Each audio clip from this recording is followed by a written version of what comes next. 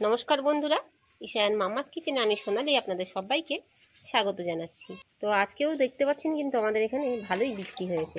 তো বৃষ্টির দিন কিন্তু সবারই কিন্তু কিছু না কিছু খেতে কিন্তু মনটা চায়।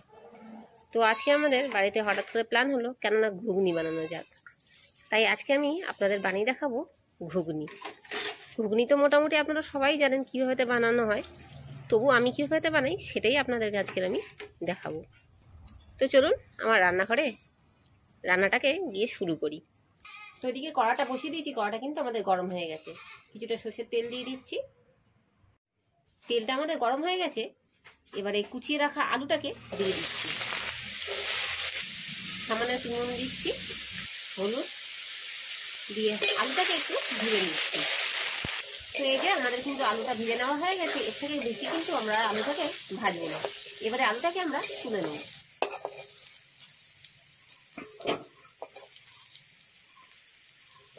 আর একটু সামান্য তেল দিয়ে দিচ্ছি।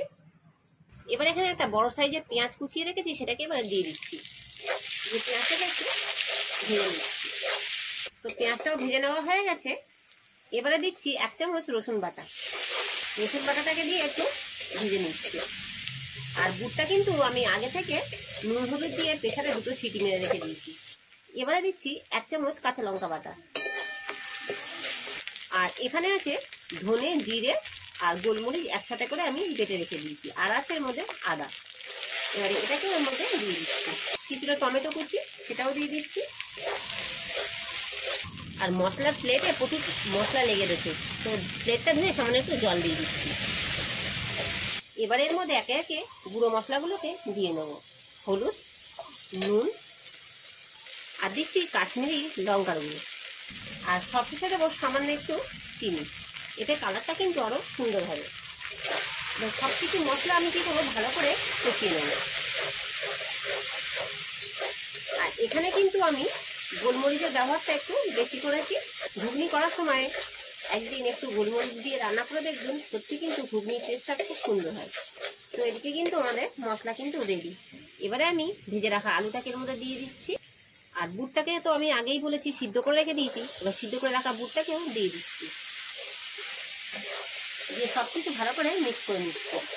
আর বুট সিদ্ধ করে রাখা যে জলটা আছে, সেই জলটা কিন্তু আমি ফেলবো না, এর মধ্যে কিন্তু আমি ব্যবহার করবো। তো এই যে আমার ভালো করে বুট আর আলুটাকে মশলার সাথে কষিয়ে নেওয়া হয়ে গেছে।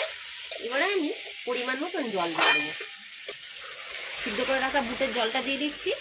আরও কিছুটা আমার দিতে হবে, আমি আরও কিছুটা জলের মধ্যে দিয়ে দেবো। আরও কিছুটা জল দিয়ে দিচ্ছি। তো এই যা জল দিয়েছি এতেই কিন্তু আমার হয়ে যাবে। তো আমি কি করছি, বুট আর আলুটাকে ভালো করে একটু সিদ্ধ করে নিচ্ছি। তো এই যে আমাদের কিন্তু ঘুগনি রেডি। সবশেষে আমি একটু ভাজা মশলা দিয়ে দিচ্ছি। এই ভাজা মশলার মধ্যে আছে ধনে, জিরে আর শুকনো লঙ্কা। আমি এখানে গরম মশলার ব্যবহার করছি না, আপনারা চাইলে গরম মশলাও কিন্তু দিতে পারেন। এবার এটাকে নেড়ে চেড়ে নামিয়ে নেব। তো এই যে দেখতেই পাচ্ছেন আমাদের তৈরি করে নেওয়া হয়ে গেল ঘুগনি। তো ঘুগনিটাকে আমি কিন্তু পরিবেশন করেছি লুচি দিয়ে। তো যাই হোক, আজকের ভিডিওটা আমাদের কেমন লাগলো, আর যদি ভালো লাগে তো অবশ্যই একটি লাইক, শেয়ার এবং কমেন্ট করে দেবেন। আর কমেন্ট করে জানাবেন যে আমাদের ভিডিওগুলো আপনাদের কেমন লাগে। আজকের মতন এতটুকু, আবারও দেখা হচ্ছে নতুন কোনো রেসিপি নিয়ে। ততক্ষণ সবাই সুস্থ থাকবেন, ভালো থাকবেন। ধন্যবাদ।